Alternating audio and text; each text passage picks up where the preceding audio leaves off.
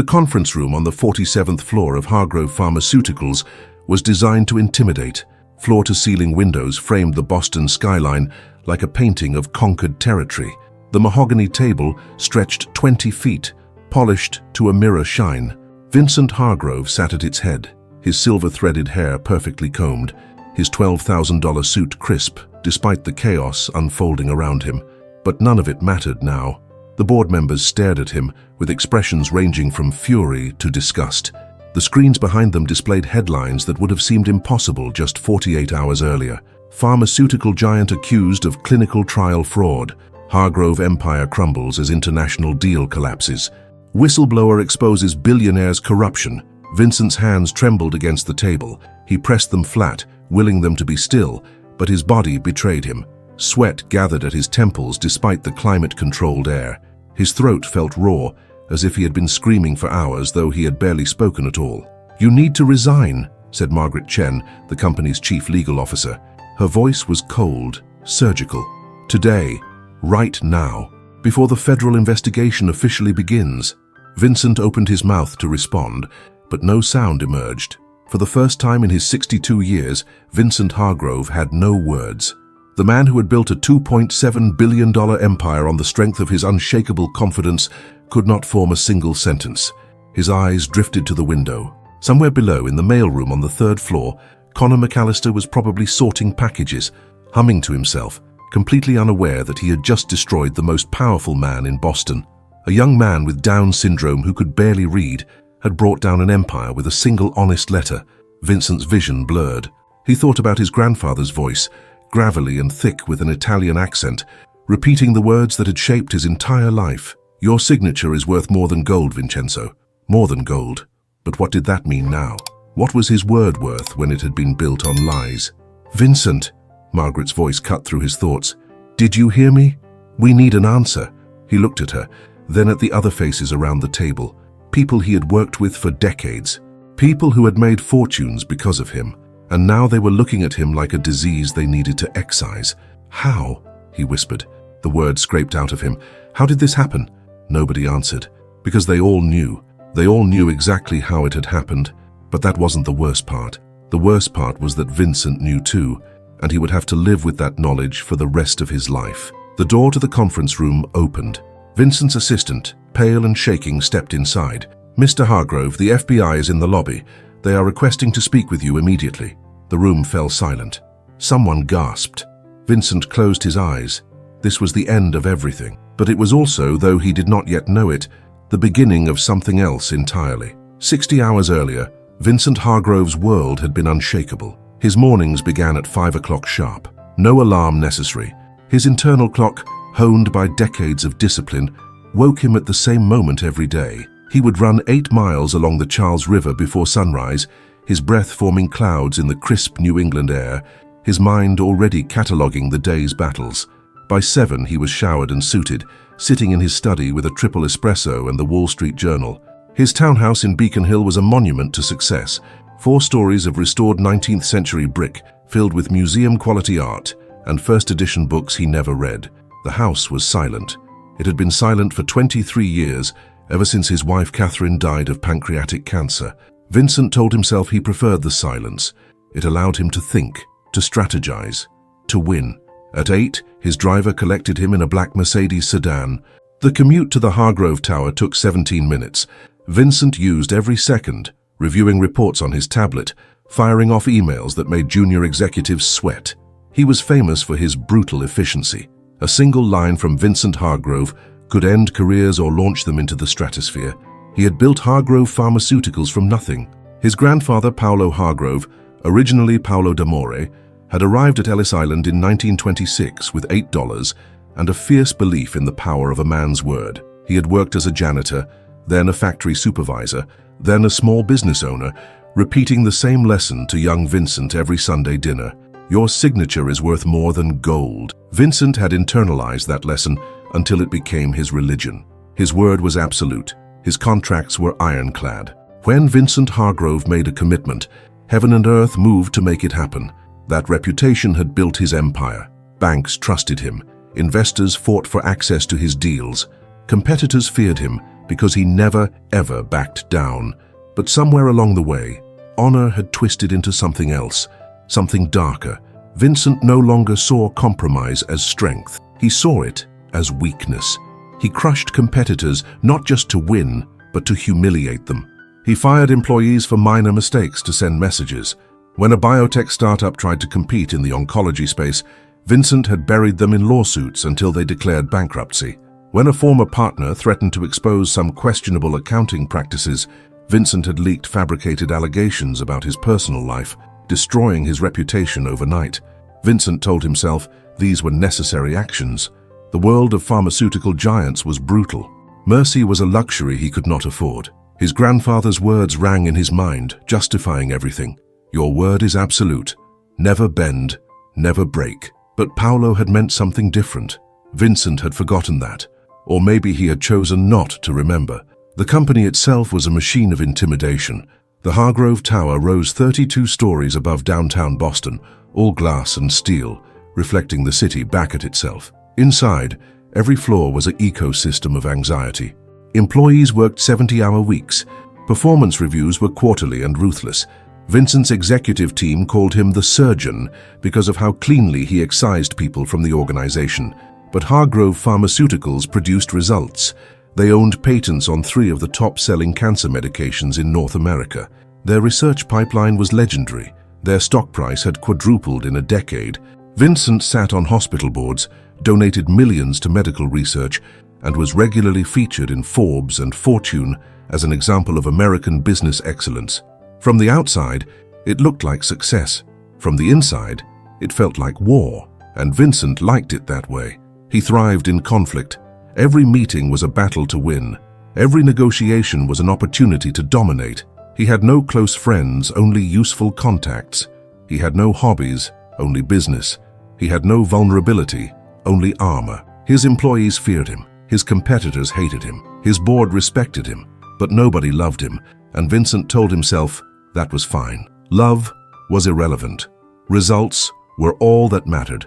Then there was Connor. Connor McAllister had worked in the Hargrove Tower for 3 years, assigned to the mailroom and document distribution department on the 3rd floor. He was 26 years old, with Down syndrome, shaggy brown hair, and a smile that seemed to occupy his entire face. He had been hired through a partnership with a local disability employment agency, part of a corporate social responsibility initiative that Vincent's PR team had pushed for tax benefits and positive press. Vincent had approved the hire with barely a glance at the paperwork. He did not care about Connor. He did not care about any of the lower-level employees whose names he would never learn. They were functions, not people. As long as they performed their tasks, they were invisible. Connor pushed a mail cart through the building's hallways, delivering packages and inter-office correspondence. He moved slowly, carefully, double-checking room numbers and recipient names. He hummed to himself while he worked, sometimes off-key renditions of songs he heard on the radio. Other employees found it endearing. Vincent, on the rare occasions he encountered Connor in the elevator or hallway, found it irritating. Connor always smiled at him, always said, "Good morning, Mr. Hargrove," in his distinctive, slightly slurred speech. Vincent never responded. He would stare at his phone or look past Connor as if he were not there and wait for the interaction to end. He did not see Connor as a person. He saw him as a risk, a liability, someone who might make a mistake, might slow things down, might reflect poorly on the company's efficiency. Vincent had once asked his head of human resources during a quarterly review why they still employed Connor. What value does he actually add? The HR director, a careful woman named Patricia, who knew how to navigate Vincent's moods, had responded diplomatically. "He is reliable, Mr. Hargrove. He has not missed a day of work in 2 years, and the program generates significant goodwill with advocacy organizations." Vincent had grunted and moved on to the next topic. Connor remained invisible to him, a footnote in a company of thousands. But Connor noticed everything. He noticed when executives left meetings looking nervous. He noticed when people whispered in hallways and went silent when he approached. He noticed when Mr. Hargrove's voice echoed through closed doors, sharp and angry. Connor did not understand most of what happened in the tall building where he worked. The business language was too complicated, the numbers too abstract. But he understood feelings. He understood when people were scared. He understood when something was wrong. And one afternoon in late September, Connor understood that something very wrong was happening on the executive floor. It started with a medication called Oncosil. Oncosil was Vincent's masterpiece, the culmination of 8 years and $400 million in research and development. It was a targeted therapy for late-stage pancreatic cancer, the same disease that had killed Catherine. Vincent had poured resources into the project with an intensity that bordered on obsession. He told himself it was about science, about saving lives, about legacy. But deep down in the places he refused to examine, it was about redemption, about making Catherine's death mean something. The early trial results had been promising, not miraculous, but solid. Oncosil extended survival rates by an average of 4 months compared to existing treatments. In the world of pancreatic cancer, where median survival after diagnosis was measured in months, 4 months was significant, but it was not significant enough for the investors. Vincent had spent 2 years courting a consortium of international pharmaceutical investors, led by a Swiss firm called Bergman Capital. They represented pension funds, sovereign wealth investments, and private equity groups with combined assets exceeding $20 billion. The deal on the table was massive, $1.2 billion in exchange for global distribution rights to Oncosil and 2 other drugs in Hargrove's pipeline. It was the kind of deal that would cement Vincent's legacy forever. It would make Hargrove Pharmaceuticals one of the top 10 pharmaceutical companies in the world. It would put Vincent's name alongside titans of industry. But Bergman Capital wanted guarantees. They wanted FDA approval within 12 months. They wanted proof that Oncosil would not just be approved, but would dominate the market. They wanted assurances that no surprises would emerge during the regulatory process. Vincent had promised them everything. "You have my word," he had said during the final negotiation dinner at a private club overlooking Boston Harbor. "Oncosil will be approved. It will be a blockbuster. You will triple your investment within 5 years." His signature was worth more than gold. That is what his grandfather had taught him, and Vincent never broke his word. But there was a problem. The latest Phase 3 clinical trial data, reviewed by Hargrove's internal research team in mid-September, showed complications. A subset of patients, approximately 18%, had experienced severe liver toxicity. 2 patients had died from liver failure, though the deaths could not be conclusively linked to Oncosil versus the advanced stage of their underlying cancer. The lead researcher, Dr. Emily Travers, a brilliant oncologist who had worked at Hargrove for 12 years, had flagged the findings immediately. She had written a detailed report recommending additional trials to investigate the liver toxicity before submitting the FDA application. Vincent had read her report in his office alone late on a Friday evening. The Bergman deal was scheduled to close in 6 weeks. The FDA submission deadline was in 3 weeks. If they delayed, if they ran additional trials, the deal would collapse. Bergman would walk. Investors would panic. Stock prices would crater. Vincent had stared at the report for a long time. Then he had called an emergency executive meeting for Monday morning. Only his inner circle, his chief operating officer, his chief financial officer, his head of regulatory affairs, and Dr. Travers. The meeting had taken place in a small conference room on the executive floor, away from the glass-walled main boardroom. Vincent had wanted privacy. "We are not delaying the FDA submission," he had said, without preamble, as soon as everyone was seated. Dr. Travers had gone pale. "Vincent, we cannot ignore this data. The liver toxicity is significant. If we submit now and the FDA discovers we buried this, the consequences will be catastrophic." "We are not burying anything," Vincent had said, his voice calm, controlled. "We are contextualizing it. Liver issues are common in late-stage pancreatic cancer patients. The data is ambiguous. We will include it in the submission, but we will frame it appropriately." "Framing is one thing," Travers had replied, her voice shaking slightly.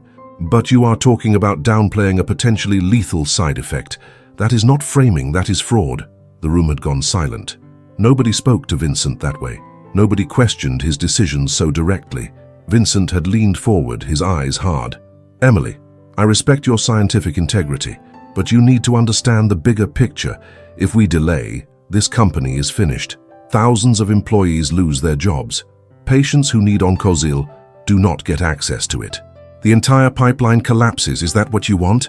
"I want us to do the right thing," Travers had whispered. "The right thing," Vincent had said slowly, "is to save this company, and that is what we are going to do. We will submit to the FDA on schedule. We will present the data in a way that emphasizes the benefits and contextualizes the risks. And if anyone in this room has a problem with that, they can resign right now." Nobody had resigned, but Dr. Travers had looked at him with something Vincent had never seen before in an employee's eyes: disgust. The meeting had ended. Vincent had tasked his regulatory affairs team with preparing the FDA submission. He had told himself he was making a difficult but necessary decision. He was protecting jobs, protecting the company, protecting his legacy. He did not think about the patients who might take Oncosil and die from liver failure. He did not think about the families who would lose loved ones. He pushed those thoughts away, locked them behind the same walls he had built after Catherine's death. But someone else had been thinking about those things. Connor McAllister had been delivering a package to the executive floor that Monday morning. He had been pushing his mail cart down the hallway when he passed the small conference room. The door had been slightly ajar. Voices had leaked out, tense and angry. Connor had paused. He was not supposed to listen to private conversations. His supervisor had told him many times to keep moving, to focus on his deliveries. But something about the voices had made him stop. Something about the way Dr. Travers had said the word fraud with so much fear in her voice. Connor had stood in the hallway, partially hidden by his mail cart, and listened. He had not understood most of the words. FDA and clinical trials and regulatory submission meant nothing to him. But he had understood the feelings. He had understood that Mr. Hargrove was telling people to lie about medicine. He had understood that Dr. Travers thought it was wrong. He had understood that people might get hurt. Connor had felt something twist in his chest. His mother, Mary McAllister, had always taught him that lying was bad, especially lying to sick people.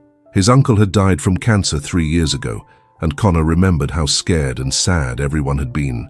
The idea of someone lying about cancer medicine made him feel sick. He had wanted to say something, but he did not know what to say, and he was afraid. Mr. Hargrove was important. Connor was just the mailroom guy. Nobody listened to him about big things. So Connor had done the only thing he knew how to do. He had gone home that night and told his mother what he had heard. Mary McAllister was a special education teacher, a widow who had raised Connor alone after his father died in a construction accident when Connor was 8. She was fiercely protective of her son, but she was also fiercely principled. When Connor haltingly, emotionally described what he had overheard, Mary had gone very still. "Are you sure that is what they said, honey?" she had asked. Connor had nodded. "Dr. Travers said people might get hurt. Mr. Hargrove said they had to do it anyway. It is not fair, Mom. It is not fair to lie to sick people." Mary had held her son's hand across the kitchen table. She had thought for a long time. Then she had said, "Connor, sometimes when we see something wrong, we have to tell someone, even if it is scary, do you understand?" Connor had nodded. "Do you want to tell someone about what you heard?" Mary had asked gently. "You do not have to, but if you think it is the right thing, I will help you." Connor had thought about his uncle, about how much the medicine had hurt him, about how the doctors had said they were doing everything they could, about how Connor's family had trusted the doctors to tell the truth. "I want to tell someone," Connor had said quietly, "because lying to sick people is very bad." Mary had hugged him, and then she had helped him do something that would change everything. She had found the contact information for the Federal Drug Administration's tip line. She had helped Connor write a simple letter, in his own words, describing what he had heard. She had not embellished or interpreted. She had simply helped him communicate, as clearly as he could, what had happened in that conference room. The letter had been written in large, careful handwriting on lined notebook paper. It had read, "My name is Connor McAllister. I work at Hargrove Pharma in Boston. I heard Mr. Hargrove tell Dr. Travers to lie about medicine making people sick with their livers. Dr. Travers said it was wrong, but Mr. Hargrove said to do it anyway. I think lying to sick people is very bad. My uncle died from cancer, and I do not want other people's uncles to die because someone lied. Please help. Connor." Mary had added her contact information at the bottom, along with a note. "I am Connor's mother. He has Down syndrome, but he is honest and reliable. Please take his report seriously." They had mailed the letter on a Tuesday evening, dropping it in a blue postal box on the corner of their street. Connor had felt relieved, like he had done something important. Mary had felt terrified, wondering if she had just put her son in danger. Neither of them knew that the letter would reach an FDA investigator within 3 days. Neither of them knew that the investigator, a career civil servant named Richard Kellerman, would take the letter seriously enough to flag it for immediate review. Neither of them knew that Kellerman had been quietly monitoring Hargrove Pharmaceuticals for months, following rumors of regulatory shortcuts, and neither of them knew that within 1 week, Connor's simple, honest letter would trigger a cascade of events that would destroy a billionaire's empire. The phone call came on a Thursday morning at 6:15.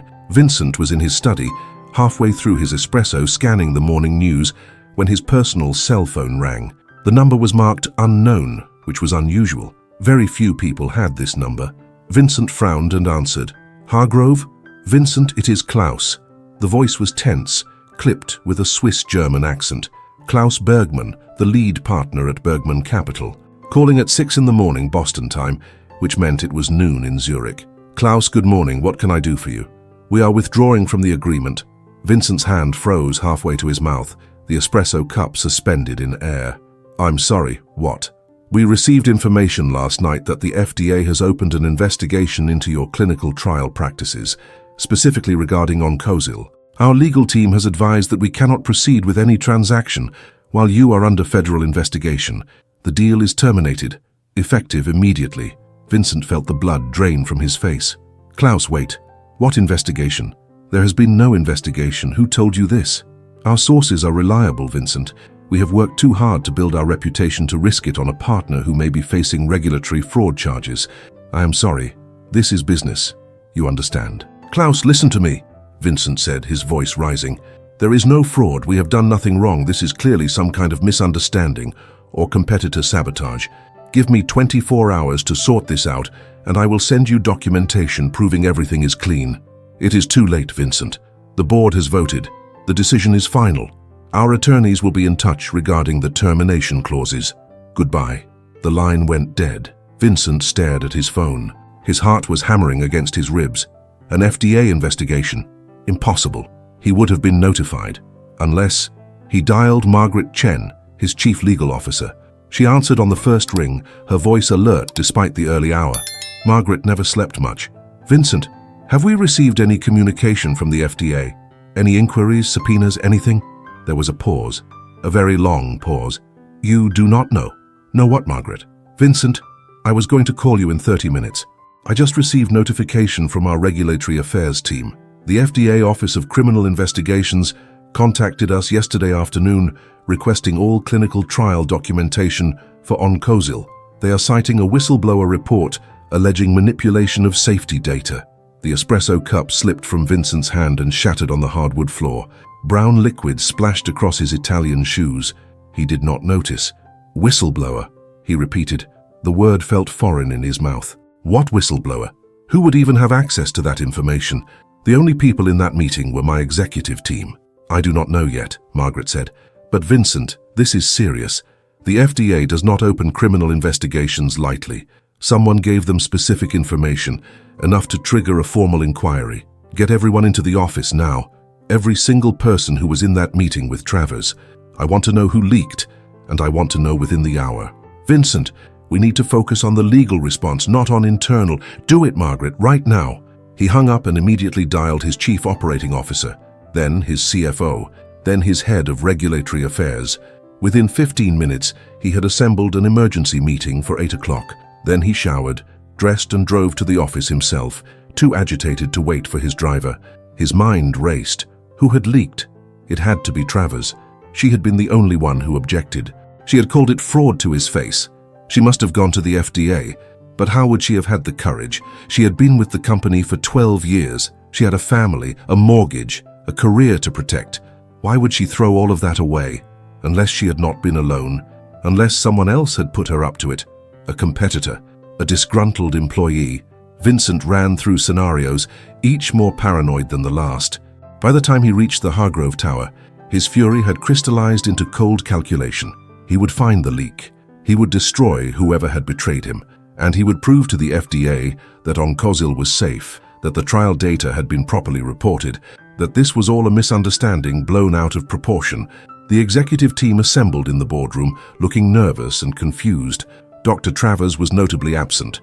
Vincent made a mental note of that. "Someone," Vincent said, standing at the head of the table, his voice dangerously quiet, "spoke to the FDA. Someone gave them information about our internal discussions regarding Oncosil. I want to know who." The executives glanced at each other. Nobody spoke. "Let me be very clear," Vincent continued. "If the person responsible confesses right now, I will limit the consequences. If I have to investigate and discover who did this, the consequences will be total, career-ending, legally devastating. Am I understood?" Still silence. Vincent felt his control slipping. "Somebody say something." His COO, a cautious man named Bernard Lewis, cleared his throat. "Vincent, with respect, we need to consider the possibility that the leak came from outside our immediate team. There are hundreds of people who have access to research data. Lab technicians, data analysts, regulatory clerks. It was someone in this room," Vincent snapped. "The FDA report specifically mentioned our internal meeting. That information did not come from a lab technician." "Actually," Margaret said carefully, "we do not know what the FDA report said. We only know they requested documentation. We should wait until we see the actual whistleblower complaint before making assumptions about who—" "I am not making assumptions," Vincent interrupted. "I am following basic logic. Travers objected to our approach. Travers is not here today. Therefore, Travers leaked." "Emily called in sick this morning," Bernard said. "Her assistant said she has the flu." "Convenient," Vincent muttered. "Vincent," Margaret said, her voice taking on a harder edge, "we need to focus on our legal strategy, not on revenge. If the FDA is investigating, we need to cooperate fully, preserve all documentation, and prepare for potential depositions. Pursuing Emily Travers right now would look like retaliation and make our legal position significantly worse." Vincent stared at her. Margaret was right, and he hated that she was right, but the fury burning in his chest demanded an outlet. Someone had betrayed him. Someone had destroyed the biggest deal of his career. Someone had undermined everything he had built. "Fine," he said through clenched teeth. "Cooperate with the FDA. Preserve documentation. But I also want a full internal investigation into the leak. I want to know every person who had access to information about that meeting. I want phone records, emails, security footage, everything. Understood?" Everyone nodded. The meeting dissolved. Vincent returned to his office and sat at his desk, staring out at the Boston skyline. Bergman Capital was gone. $1.2 billion evaporated overnight. The stock market would open in 90 minutes, and when news of the FDA investigation broke, Hargrove stock would crater. Analysts would issue downgrades. Investors would flee. His phone buzzed. A text from his head of communications. "WSJ calling for comment on FDA investigation." Bloomberg also reached out.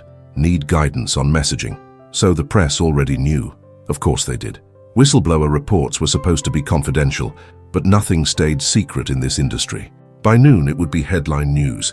By evening, every cable network would be running segments about the corrupt pharmaceutical billionaire. Vincent typed a response. "No comment to press. Direct all inquiries to legal." His phone buzzed again. This time, his stockbroker. "Vincent, we need to talk. Market is going to kill us when this news hits." And again, his publicist. "We need crisis management strategy ASAP. This is going to be a firestorm." And again, his brother-in-law who sat on the board. "Vincent, what the hell is going on? Board members are calling for an emergency meeting. They want answers." The messages kept coming, faster and faster. The empire was burning in real time. Vincent turned his phone face down on the desk. He needed to think. He needed to find a way out of this. There was always a way out. He had built his entire career on finding angles, exploiting loopholes, turning disasters into opportunities. But this felt different. This felt like the walls were closing in. A knock on his door. Margaret entered without waiting for a response. "Vincent, we have a problem." "Add it to the list," he said bitterly. The whistleblower complaint just became public. It was posted on a medical ethics watchdog website about 20 minutes ago. The press has it. Everyone has it. Vincent looked up. "And?"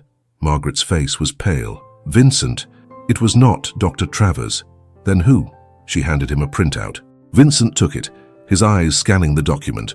It was written on lined notebook paper, photographed and uploaded as a PDF. The handwriting was large, uneven, childlike. "My name is Connor McAllister." Vincent read the letter once, then again. The words seemed impossible, absurd. A mailroom clerk, a kid with Down syndrome. That was his whistleblower. "This is a joke," he whispered. "This has to be a joke." "It is not a joke," Margaret said. The FDA confirmed the complaint came from Connor McAllister. along with corroborating contact information from his mother. He apparently overheard your meeting with Dr. Travers and reported what he heard. Vincent felt something break inside him. All of this, all of the destruction, the collapsed deal, the federal investigation, the public humiliation, came from Connor, the invisible kid who pushed a mail cart and hummed in the elevator. The kid Vincent had barely noticed. The kid he had once suggested they fire because he added no value. He overheard, Vincent said, his voice hollow. He was eavesdropping. He was delivering mail, Margaret said. The conference room door was apparently open. He heard you discussing the clinical trial data and told his mother. His mother helped him file the report. Vincent stood abruptly, knocking his chair backward. Then we destroy him. We sue him for violating confidentiality agreements. We sue his mother for defamation. We release a statement saying he is mentally incompetent and fabricated the allegations. We bury him. Margaret stared at him. Vincent, you cannot be serious. I am absolutely serious. He just cost me $1 billion deal and triggered a federal investigation. Do you think I'm going to just accept that? Vincent, Margaret said slowly, carefully, as if speaking to someone on a ledge, if you attack Connor McAllister, a young man with Down syndrome who reported potential public safety violations, the backlash will be apocalyptic. The press will eviscerate you. Advocacy groups will mobilize. You will become the most hated man in America. I am already going to be hated, Vincent said. I might as well be feared too. Listen to yourself, Margaret snapped. Her composure finally cracked. You are talking about destroying a disabled young man whose only crime was being honest. Do you hear how insane that sounds? He was not being honest. He was eavesdropping on a private conversation he was not qualified to understand. He had no right. He had every right, Margaret's voice rose. He is a human being who witnessed something he believed was wrong and reported it. That is called integrity, Vincent. Maybe you have forgotten what that looks like. Vincent stared at her.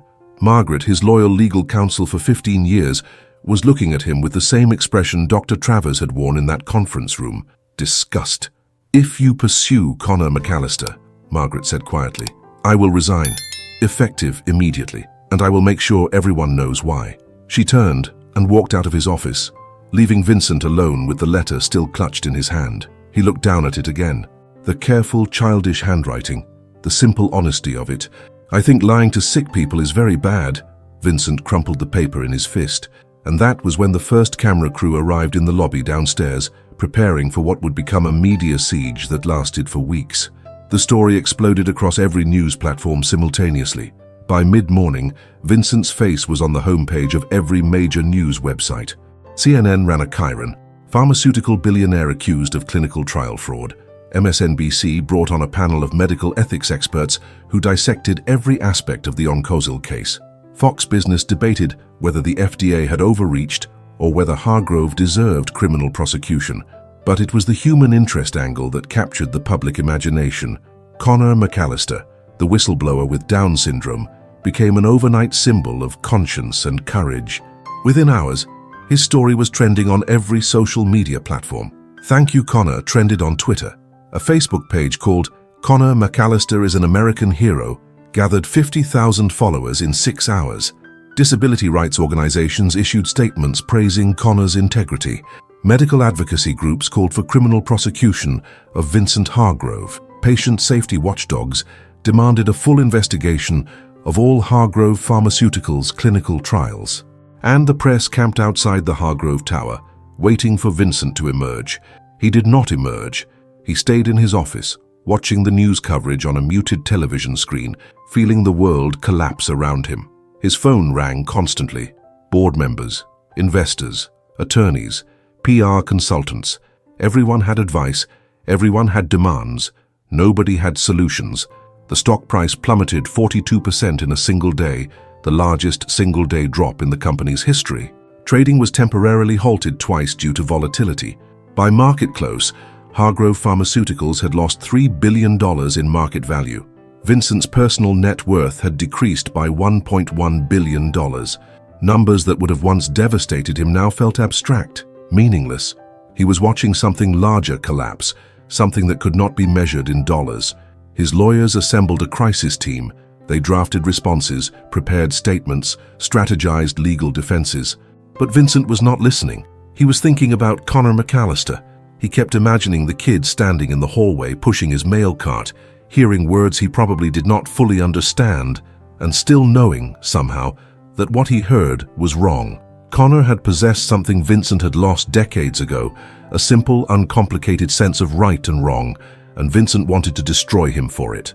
That night, Vincent violated every piece of legal advice he had received. He called his head of communications and dictated a press statement. It was released at 9 o'clock in the evening, time to hit the late news cycle. Today, Hargrove Pharmaceuticals was made aware of allegations stemming from a profoundly misguided and inaccurate complaint filed by an individual who lacks the medical training, scientific expertise, or professional judgment to evaluate complex pharmaceutical research. While we sympathize with this individual's cognitive limitations, we cannot allow baseless accusations to threaten the integrity of life-saving medical treatments. We are exploring all legal options, including potential defamation claims, to protect our reputation and our shareholders. The statement did not mention Connor by name, but everyone knew who it referred to. The reaction was immediate and volcanic. Disability advocacy organizations issued furious condemnations. The National Down Syndrome Society released a statement calling Vincent's language disgraceful and dehumanizing. The ARC, a major disability rights group, announced they were organizing protests outside Hargrove facilities nationwide. Parent groups began sharing stories of their own children with Down syndrome, emphasizing their intelligence, their worth, their dignity. Medical ethicists who had been neutral suddenly turned against Vincent. "This is not about scientific expertise," one prominent bioethicist told CNN. "This is about a man attacking a whistleblower because the truth is inconvenient. Connor McAllister's cognitive abilities are irrelevant. What matters is whether his report was accurate, and from what we are seeing it appears to be exactly accurate." Late-night comedians tore into Vincent. Trevor Noah devoted an entire segment to the story, calling Vincent a billionaire so fragile that he is threatened by a young man whose only weapon was honesty. Stephen Colbert mocked the press statement. Cognitive limitations. The only person showing cognitive limitations is the guy who thought attacking a disabled whistleblower was good crisis management. Social media became a firestorm. The hashtag changed from Chuck Thank You Connor to Chuck Stand With Connor. Celebrities began tweeting their support. A GoFundMe launched to help Connor's mother with potential legal expenses, raised $300,000 in 24 hours. Vincent's remaining allies began to abandon him. 3 board members resigned, issuing statements distancing themselves from Vincent's comments about Connor. 2 major hospital systems announced they were reviewing their partnerships with Hargrove Pharmaceuticals. A pharmaceutical trade association quietly removed Vincent from its board of directors. And then came the interview. A local Boston news station, WCVB, tracked down Mary McAllister and asked if she would be willing to speak on camera. Connor's mother, a composed woman with graying hair and her son's same gentle eyes, agreed. The interview aired 48 hours after Vincent's statement. Mary sat in her modest living room, Connor beside her on the couch, and spoke with quiet dignity. "My son is not a hero," she said. "He is just a young man who tries to do the right thing. When he heard something that scared him, something he thought might hurt people, he told me, and we decided together that we needed to tell someone who could help. That is all this is. Simple honesty." The interviewer asked about Vincent's statement, about the language suggesting Connor was not competent to understand what he had heard. Mary's expression hardened slightly. "Connor has Down syndrome. That means he learns differently and communicates differently than some people. But it does not mean he is incapable of recognizing right from wrong. In fact, I would argue that Connor has a clearer moral compass than many people I have met, including some very successful people." "What would you say to Mr. Hargrove?" the interviewer asked. Mary looked directly at the camera.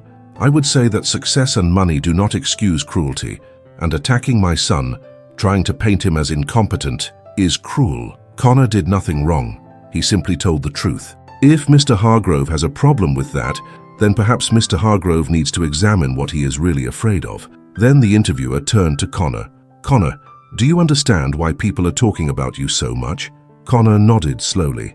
He spoke carefully the way he always did, making sure each word came out right. "People are upset because Mr. Hargrove is mad at me, but I am not sorry. My mom says that when you see something bad happening, you should tell someone who can fix it. That is what I did. Even if it makes important people mad, it is still the right thing. "Are you scared?" the interviewer asked gently. Connor thought about it. "A little bit, but my mom says brave is not the same as not scared. Brave is doing the right thing even when you are scared. So I am trying to be brave." The interview clip went viral. Within hours, it had been viewed 12 million times across various platforms. News organizations played it on loop. It was shared, dissected, quoted, and celebrated, and Vincent Hargrove watched it alone in his townhouse, a glass of whiskey in his hand, and felt something inside him crack. Connor's words echoed in his mind. Brave is doing the right thing even when you are scared. When was the last time Vincent had done the right thing? When was the last time he had been brave instead of just powerful? He thought about his grandfather, Paolo D'Amore, standing in the kitchen of their small apartment in East Boston, teaching young Vincent how to shake hands properly. "Look them in the eye, Vincenzo, your word is gold, more than gold." But Paolo had meant honor, not dominance. He had meant keeping promises, treating people fairly, admitting mistakes. Somewhere along the way, Vincent had perverted that lesson into justification for cruelty. The next morning, Vincent woke to find that 12 of his top researchers had submitted resignation letters. Dr. Emily Travers had published an open letter in the New England Journal of Medicine, detailing the pressure she had faced to downplay the oncosyl safety concerns. 3 separate law firms had filed class action lawsuits on behalf of clinical trial participants, and the FBI had formally opened an investigation into potential criminal fraud. His legal team told him the situation was untenable. The company would likely face criminal prosecution. Vincent personally faced potential prison time. The only path forward was cooperation, full transparency, and a public apology. Vincent refused. "I will not apologize for building this company. I will not apologize for making difficult decisions, and I will certainly not apologize to Connor McAllister." His chief legal counsel, the third person to hold that position after Margaret resigned, looked at him with a mix of pity and frustration. "Then you will lose everything, Mr. Hargrove. Your company, your freedom, your legacy. Is your pride really worth all of that?" Vincent did not answer, because he did not know anymore. That evening, protesters gathered outside the Hargrove Tower. Hundreds of people, many of them parents of children with Down syndrome, holding signs that read, "Connor told the truth, and disability rights are human rights, and honesty over profit." They were peaceful, organized, and absolutely relentless. News helicopters circled overhead. The protest was broadcast live on multiple networks. Vincent watched from his office window, 47 floors above. He saw the signs. He saw the faces. He saw children with Down syndrome playing in the plaza while their parents chanted, and he felt something he had not felt in decades. Shame, not embarrassment at being caught, not anger at being opposed, but genuine, soul-deep shame at what he had become. He thought about Connor sitting in his mother's living room, speaking with such simple clarity about bravery and doing the right thing. And he thought about himself, hiding in his tower, plotting revenge against a young man whose only crime was honesty. Vincent picked up his phone. He scrolled through his contacts until he found Connor's mother's number. It had been provided during the initial employment paperwork, buried in HR files. He stared at it for a long time. Then he dialed. The phone rang 4 times before Mary McAllister answered. "Hello? Mrs. McAllister," Vincent said, his voice hoarse. "This is Vincent Hargrove." There was a long silence. Then, carefully, "Mr. Hargrove, I did not expect to hear from you. I would like to speak with Connor," Vincent said. "Please, just for a few minutes." Another silence. "Why?" "Because I owe him an apology," Vincent said. The words felt foreign, almost painful. "And because I think he might be the only person who can help me understand what I have done." Mary did not respond immediately. Vincent could hear muffled voices, Mary speaking to someone in the background. Then Connor's voice, hesitant. "Is it Mr. Hargrove? From work?" More muffled conversation. Then Mary came back on the line. "Mr. Hargrove, my son is not a tool for your redemption. If you want to apologize, you can do it publicly to everyone you have hurt. But I am not going to let you use Connor to make yourself feel better." "I understand," Vincent said quietly. "But please, Mrs. McAllister, I am not asking for forgiveness. I am asking for the chance to understand. Your son saw something in a hallway and knew it was wrong. I spent decades building an empire and convinced myself everything I did was justified. How did a kid with Down syndrome have more moral clarity than I did? I need to know. I need him to explain it to me." Mary was quiet for a moment. Then she said, "Connor wants to talk to you. Against my better judgment, I am going to let him. But Mr. Hargrove, if you hurt my son again, there will be no place on earth you can hide. Do you understand me?" "Yes," Vincent whispered. "I understand." There was a rustling sound as the phone changed hands. Then Connor's voice, uncertain but recognizable. "Hello? This is Connor." Vincent closed his eyes. "Hello, Connor. This is Vincent Hargrove." "I know," Connor said. "You are my boss, or you were my boss. I do not know if I still have my job." "You still have your job," Vincent said automatically. "Connor, I need to ask you something, and I need you to be honest with me, the way you were honest with the FDA." "Okay," Connor said slowly. "Why did you report what you heard? You could have just kept walking. You could have pretended you did not hear anything. Why did you get involved?" Connor was quiet for a moment, thinking. When he spoke, his words were careful and sincere. "Because lying to sick people is very bad. My Uncle Terry died from cancer. It was really sad. Everyone tried so hard to help him. The doctors gave him medicine and said they were doing everything they could. We believed them. We trusted them.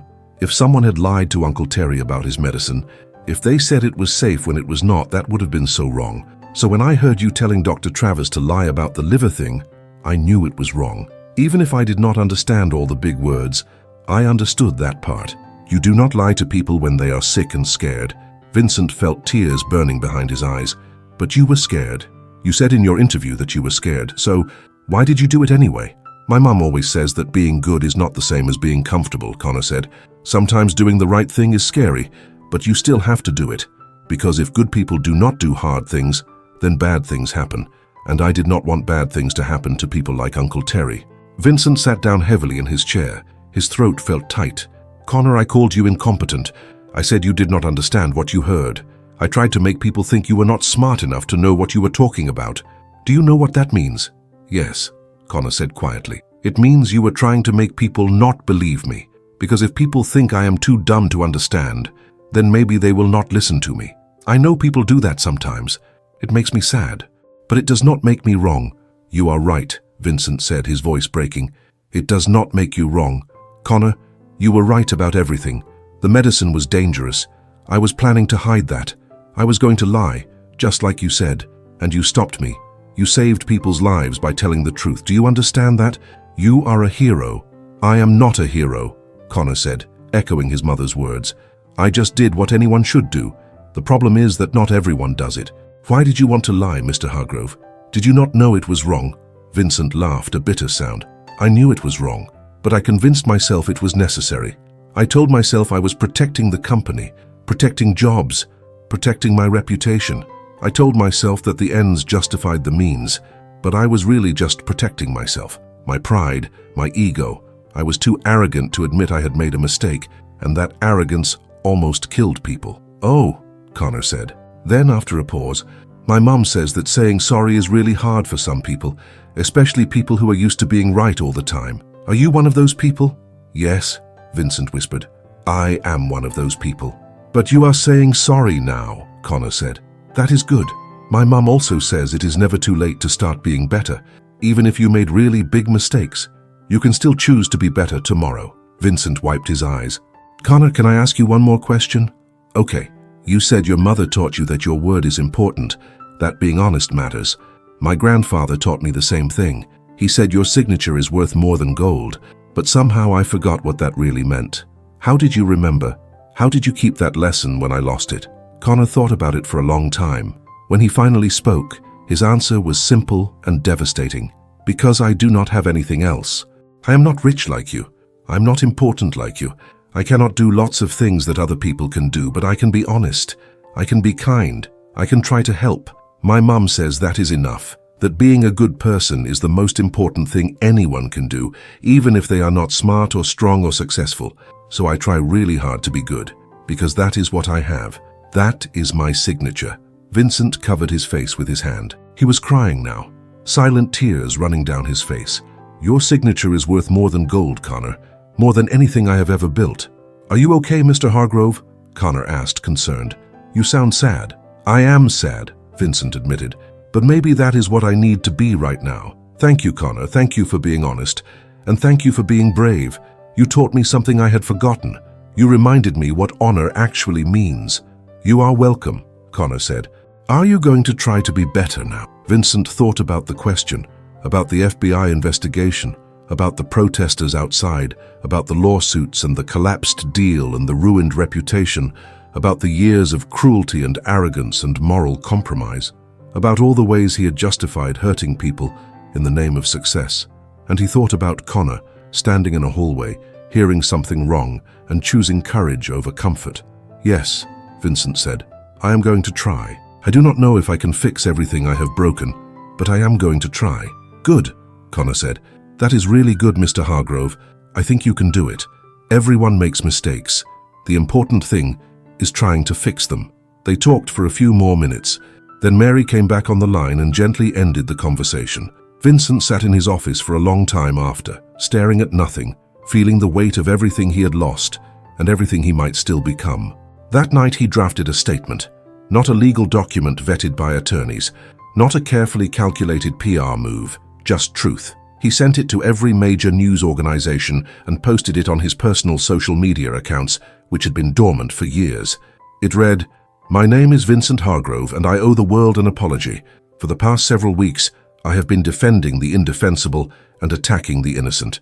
Connor McAllister, a young man with Down syndrome who works at my company, reported potential safety violations because he believed it was the right thing to do. He was correct. I was planning to downplay serious safety data to protect a business deal. Connor stopped me, and instead of thanking him, I tried to destroy him. I called him incompetent. I questioned his intelligence. I used his disability as a weapon against his credibility. I was wrong, profoundly, shamefully wrong. Connor McAllister is not incompetent.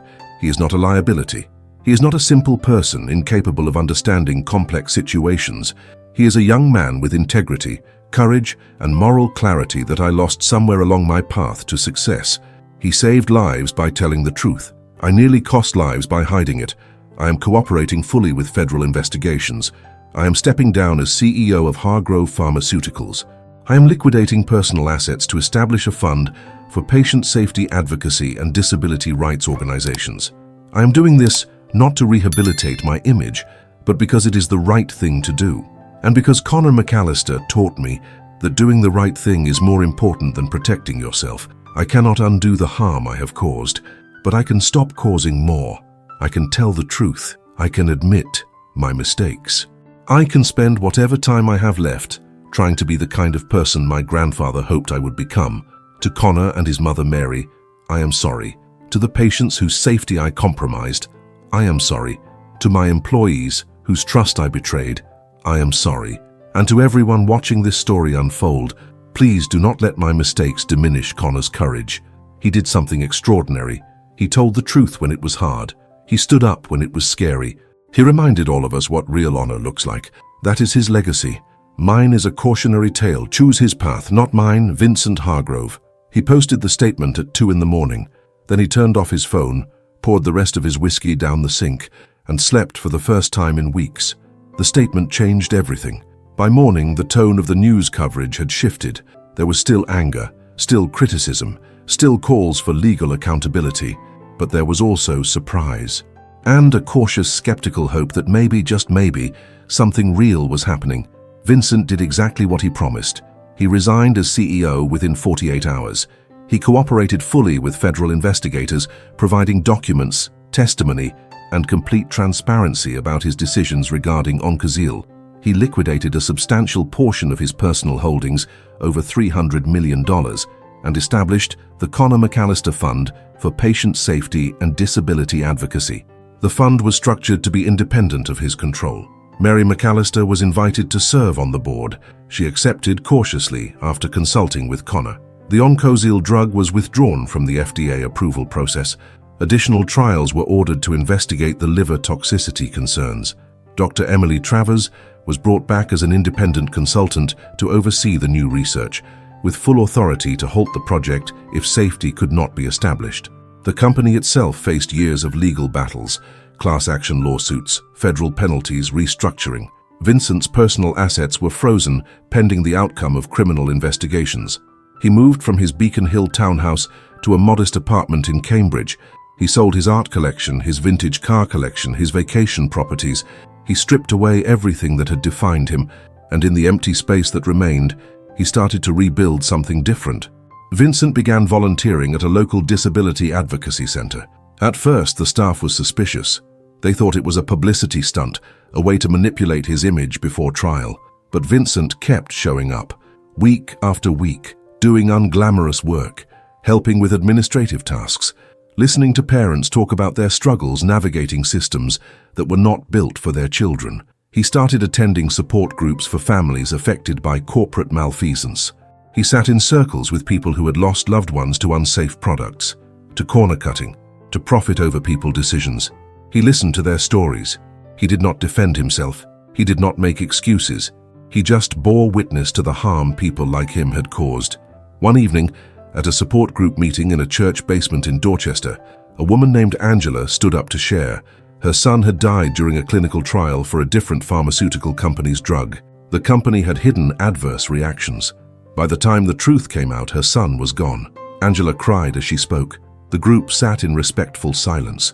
When she finished, she looked directly at Vincent. "You are the first one," she said, her voice shaking. "You are the first executive I have ever seen actually show up and face what you did. The others hide behind lawyers and PR teams and corporate structures. But you are here. Why?" Vincent met her eyes. "Because hiding does not change what I did.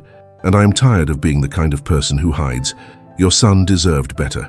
All of our loved ones deserved better. I cannot bring them back, but I can stop pretending that success excuses cruelty. I can stop pretending that I did not know better. I did know better. I just chose profit over people, and I am so sorry." Angela stared at him. Then, slowly, she nodded. It was not forgiveness, but it was acknowledgement. And for Vincent, that was enough. Months passed. The legal process ground forward. Vincent's trial date was set. His attorneys warned him that he faced potential prison time, possibly up to 10 years depending on how the charges were structured. Vincent accepted it. He told his legal team he would not fight the charges. He would plead guilty.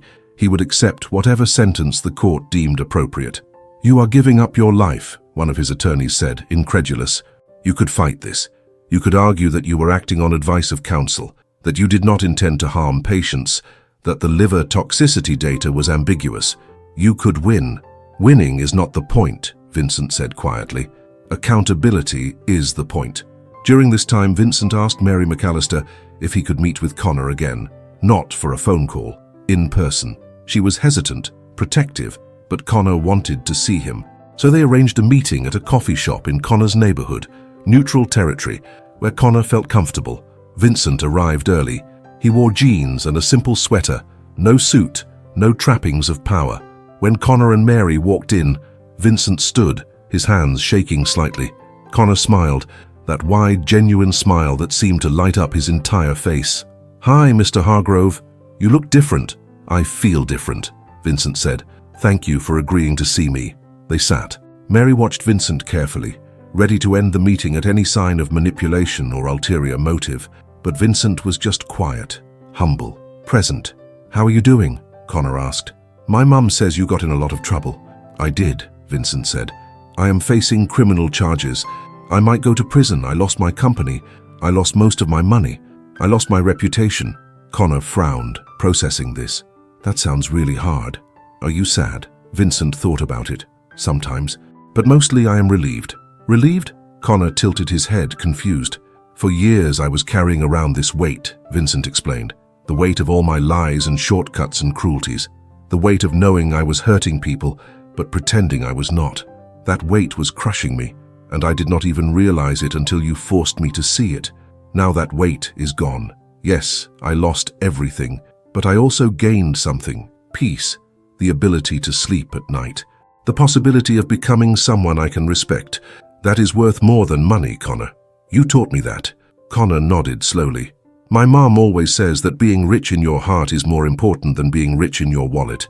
I think maybe that is what you mean." "Exactly," Vincent said.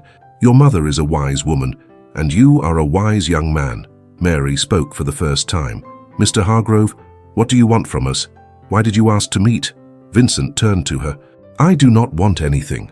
I just wanted Connor to know that his actions mattered, that he did not just expose wrongdoing. He changed a life. He changed me. I wanted him to understand that honesty has power, and I wanted to say thank you. in person, without cameras or lawyers or agendas, just human to human. "You are welcome," Connor said simply. Then he reached across the table and patted Vincent's hand. The gesture was so natural, so without judgment, that Vincent felt tears sting his eyes. They talked for another hour. Connor told Vincent about his life, about his friends at the community center, about his favorite movies. Vincent listened, genuinely interested, asking questions, laughing at Connor's jokes. Mary gradually relaxed, seeing that this was not manipulation. This was connection. Before they left, Connor asked, "Mr. Hargrove, what are you going to do now, after all the legal stuff is done?" Vincent smiled sadly. "I do not know. Maybe I will work with organizations that help people. Maybe I will teach business ethics, show students what happens when you lose your way. Maybe I will just try to live quietly and do small good things. I do not need to be important anymore, Connor. I just need to be decent." "I think you can do it," Connor said with absolute sincerity. "Everyone can change, even people who made really big mistakes. You just have to keep trying." Vincent stood and shook Connor's hand. Then, impulsively, he asked, "Connor, if it is okay, could I hug you?" Connor grinned. "Sure." They embraced. It was brief, slightly awkward, but genuine. When they separated, Vincent looked at Mary. "Thank you for raising such an extraordinary person. He saved my life. I know that sounds dramatic, but it is true. He saved me from becoming something irredeemable." Mary's expression softened. "Mr. Hargrove, I hope you find what you are looking for.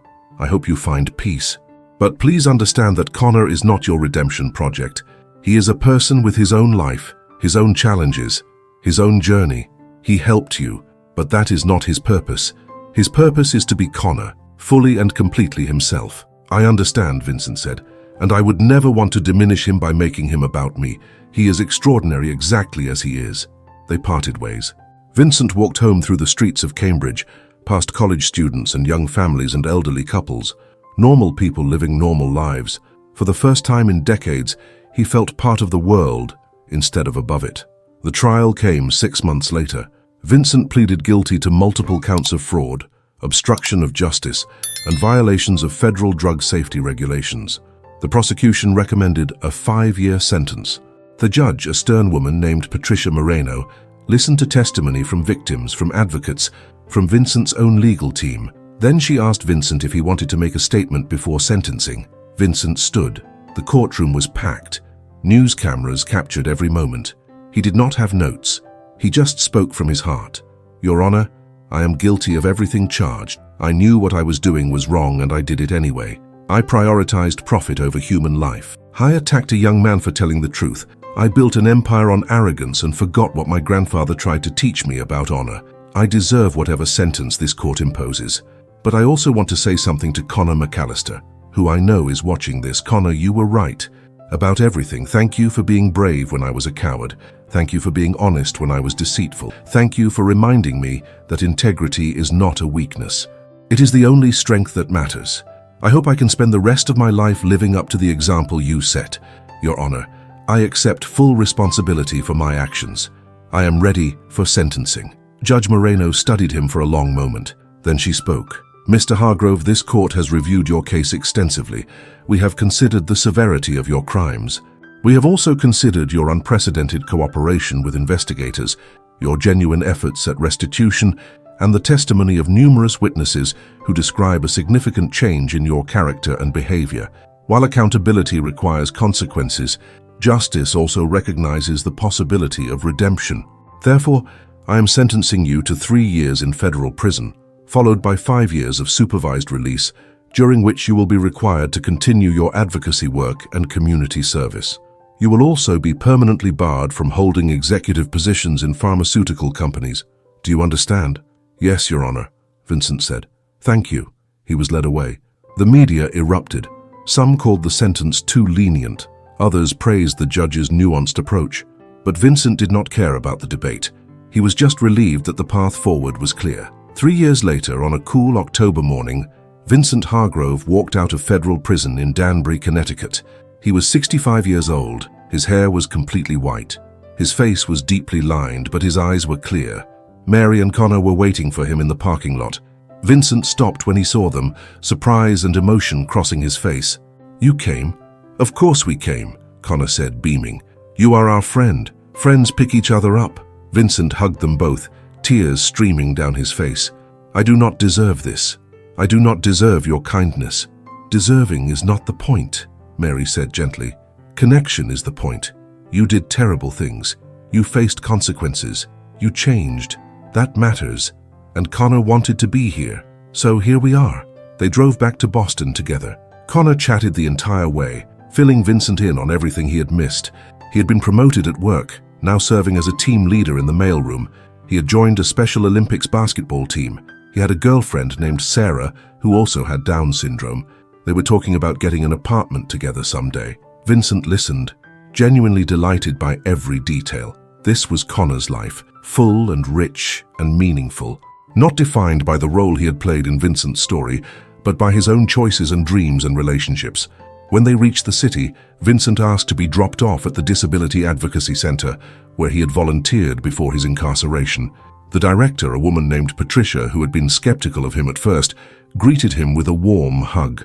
"Welcome back, Vincent. We have missed you. There is a lot of work to do." And there was. Vincent threw himself into the work with the same intensity he had once applied to building his empire.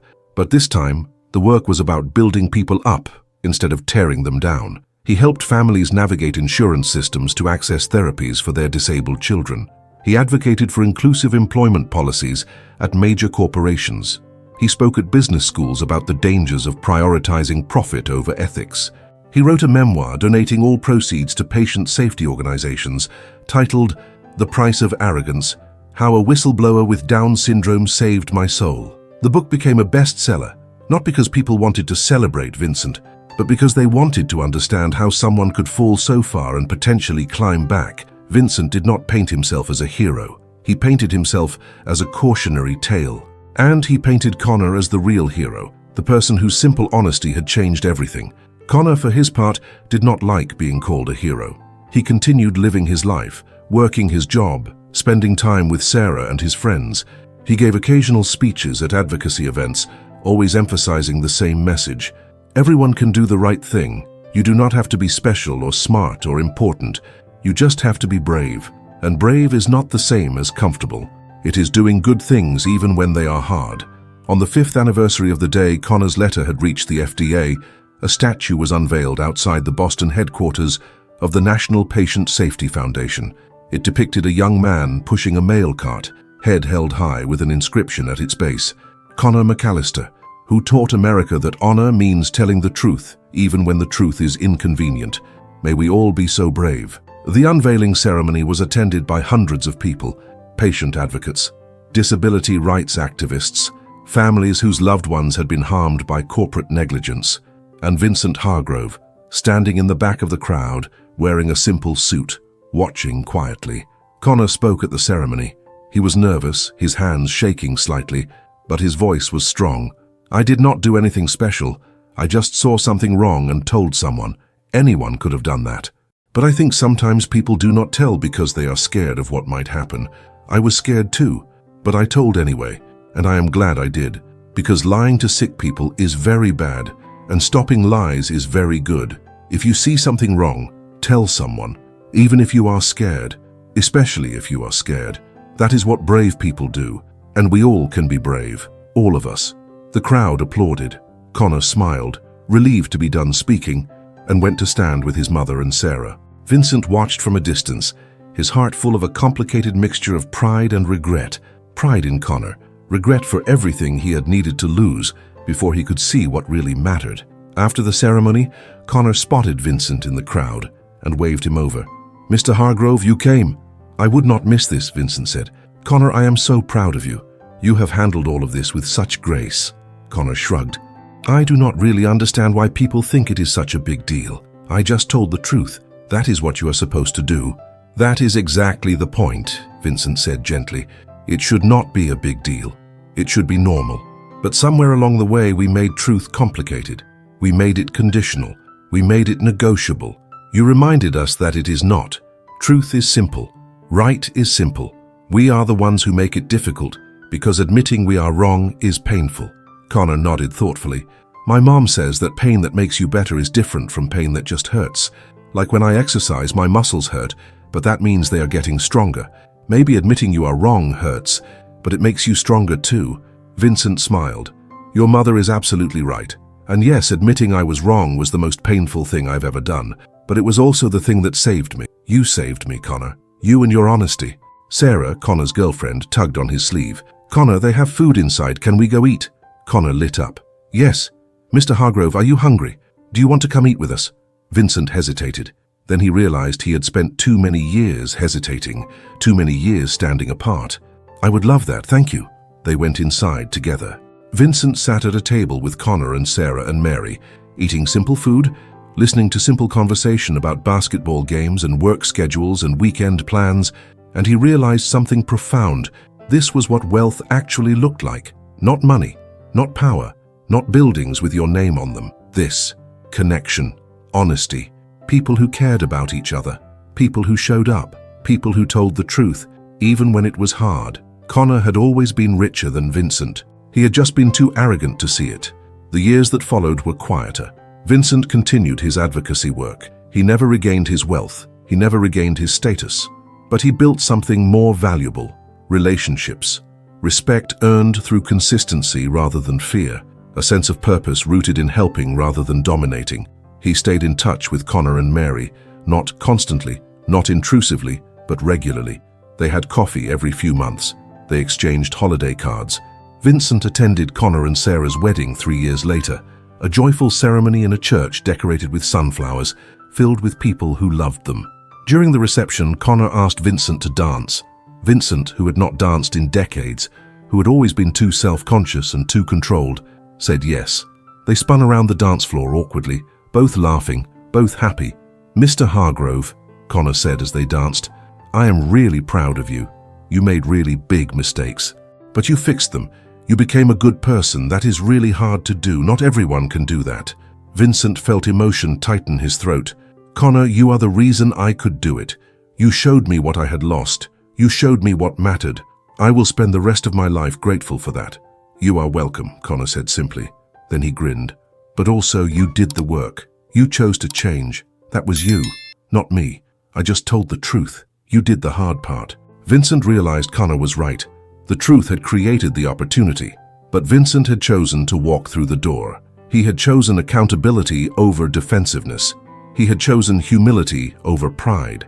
He had chosen to rebuild himself from nothing. That choice had been his, and it was the best choice he had ever made. Years later, Vincent was invited to give a commencement address at a business school. He almost declined. Public speaking still made him nervous. The memory of who he had been still caused shame. But his therapist, whom he had been seeing weekly for 7 years, encouraged him to accept. You have a story people need to hear, she said. Not a story about success. A story about failure and recovery. That is rarer and more valuable. So Vincent stood at a podium in front of 600 graduating business students and told them the truth. I am not here to inspire you, he began. I am here to warn you. I was once where you are now. Ambitious, confident, ready to conquer the world.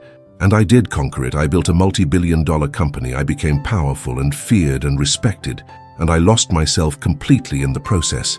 He told them about Oncosil, about the clinical trial data, about Connor, about the choice he had made to hide the truth and the consequences that followed. He told them about losing everything, about prison, about the slow, painful process of rebuilding a life based on integrity instead of image. My grandfather told me that my signature was worth more than gold, Vincent said. He meant that your word, your integrity, your commitment to truth is the most valuable thing you possess. But I twisted that lesson. I thought it meant never backing down, never admitting mistakes, never showing weakness. I thought honor meant dominance. I was wrong. Honor means doing the right thing even when it costs you everything. Honor means admitting when you are wrong. Honor means valuing human life over profit. Honor means listening to the people you would rather ignore because they remind you of uncomfortable truths. He paused, looking out at the sea of young faces. A young man with Down syndrome, someone I considered beneath my notice, taught me what honor actually means. He saw something wrong and reported it, even though he was terrified, even though he knew it might destroy his job, even though powerful people would attack him. He did it because it was right. That is honor, that is courage. That is the kind of leader you should aspire to be, not someone like I was, someone like Connor, After the speech, students lined up to ask questions. Most wanted to know how to avoid his mistakes. Vincent's answer was always the same: surround yourself with people who will tell you the truth, especially people who are different from you, especially people who see the world differently than you do, especially people you might be tempted to dismiss or ignore. They might save your life, they saved mine. One young woman near the end of the line asked, "Do you regret your career? If you could go back, would you do it all differently?" Vincent thought carefully. "I regret the harm I caused. I regret the people I hurt. I regret the years I wasted being someone I am not proud of. But I do not regret the journey, because the journey brought me to a place where I finally understand what matters. If I could go back, yes, I would do it differently. I would listen more. I would value people over profits. I would have the courage to admit mistakes early instead of compounding them with lies. But I cannot go back. None of us can. All we can do is learn and do better going forward. That is what I am trying to do. That is what I hope you will do too." The young woman nodded, tears in her eyes. "Thank you. My younger brother has autism. People dismiss him all the time. Your story gives me hope that maybe someday people will listen to him too." Vincent smiled gently. "They will, if they are smart, if they are humble enough to learn. Your brother has value. Make sure the world knows it. And when you build your career, build it in a way that creates space for people like your brother. That is how we change things. One person at a time, one choice at a time." Vincent lived to be 82 years old. He never remarried. He never regained his fortune. He spent his final years in a modest apartment in Somerville, working part-time as a consultant for disability advocacy organizations and writing occasional articles about business ethics. When he died, peacefully in his sleep, the obituaries were complicated. Some remembered him as a cautionary tale about corporate greed. Others remembered him as an example of redemption. But the obituary that mattered most was the one Connor wrote for the local disability advocacy newsletter. It read, "Mr. Hargrove was my friend. He made really big mistakes. He hurt people, but he also changed. He admitted he was wrong. He spent the rest of his life trying to help people instead of hurt them. He was not perfect, but he was honest, and he was brave. He taught me that it is never too late to become a good person. Even if you were bad before, even if you lost everything, you can always choose to be better. I will miss him, but I am glad I knew him, because he showed me that change is possible. For everyone, even billionaires, love Connor." The funeral was small. Mary was there. Sarah was there. Connor spoke briefly, emotionally, about his friend who had learned what honor truly meant. A handful of advocates and former colleagues attended. No cameras, no press. Just people who had known Vincent in his final years, when he was no longer a billionaire, no longer powerful, just a man trying to do right. At the reception afterward, Mary approached the simple table displaying photos of Vincent's life. There were pictures from his early days building Hargrove Pharmaceuticals, pictures with his late wife, Catherine. But most of the photos were from the last 15 years. Vincent volunteering, Vincent speaking at events, Vincent laughing with Connor at the coffee shop, Vincent dancing at Connor's wedding. Mary studied the photos for a long time. Then she turned to Connor. "Do you think he found peace at the end?" Connor nodded without hesitation. "Yes, because he stopped pretending. He stopped trying to be someone big and important. He just tried to be good, and that made him happy. I think that is what peace is, when you stop pretending and start being real." Mary smiled. "You are very wise, Connor. I learned from Mr. Hargrove," Connor said, "and Mr. Hargrove learned from his mistakes, and his mistakes learned from me telling the truth. So really, we all taught each other. That is how it works. Everyone helps everyone get better, and that in the end was the lesson. Not that Connor was a hero, not that Vincent was redeemed, but that truth, spoken with courage and received with humility, has the power to transform everything. That honor is not about being powerful or right or successful. Honor is about being honest, especially when honesty costs you something. Honor is about choosing people over profit. Honor is about listening to voices you would rather ignore. Honor is a young man with Down syndrome standing in a hallway, hearing something wrong, and deciding to speak up even though he was terrified. Honor is a billionaire losing everything and choosing to rebuild himself from the ground up instead of clinging to lies. Honor is simple, but living it is the hardest thing any of us will ever do. Years after Vincent's death, the business school where he had given his final speech established the Vincent Hargrove Award for Ethical Leadership. But they did not name it after Vincent alone. They named it the Conor McAllister and Vincent Hargrove Award, given annually to a business leader who demonstrated the courage to prioritize integrity over profit, truth over image, and human dignity over personal gain. The first recipient was Dr. Emily Travers, who had stood up in that conference room years ago and called fraud by its name, even when it threatened her career. At the ceremony, Conor was invited to present the award.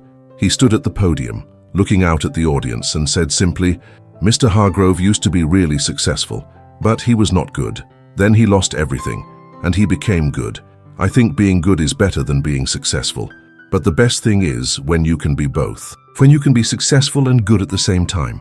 That is what this award is for people who choose good even when it is hard, even when it costs them things. Because that is what honor means.